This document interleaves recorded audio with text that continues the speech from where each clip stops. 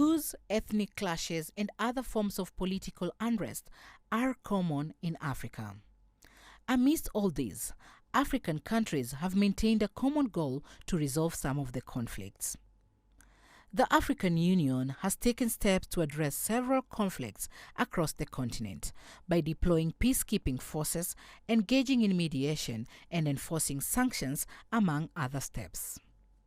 Ethiopia, Sudan, and the Democratic Republic of Congo are examples of instances where homegrown solutions seem to be working. An AU-led mediation process resulted in Ethiopia and representatives of Tigrayan rebels agreeing to a peace roadmap in Nairobi last November. That deal followed another agreement reached in Pretoria, South Africa. The two deals eventually scaled down the conflict. Mediation has also had a measure of success in the DRC. East African Community member states have been involved in solving the conflict in the country, fueled by M23 rebels opposing the government.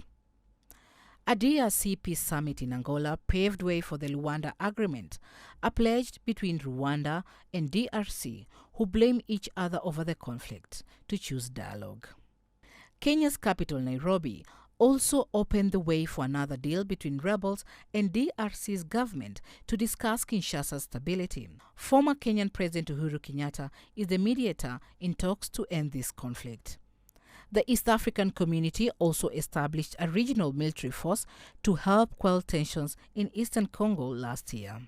If you look at the geography of conflict on the continent, it is incredible how much the African Union, to a certain degree, at least at the highest level, has played some part in it. Bringing all these countries together to discuss conflict has been an enormous challenge. The great slogan of African solution for African conflict, I would say it's a powerful slogan, and it's played some role to bringing people together to get African to think about their solutions. So it's worked in parts, but it's not easy. In Sudan, an AU-led initiative helped foster an agreement between the government and armed groups there. That effort led to the establishment of a transition process, notably the Joint Military Civilian Sovereign Council. External interests drive most of these conflicts in Africa, but also there's also a fragmentation among Africans themselves, makes it very difficult. So in that kind of if you want, environment and with the perspective, I would say that it's going to still be a great challenge for Africa to deal effectively with this crisis. And I even can predict that we'll have more crises coming up.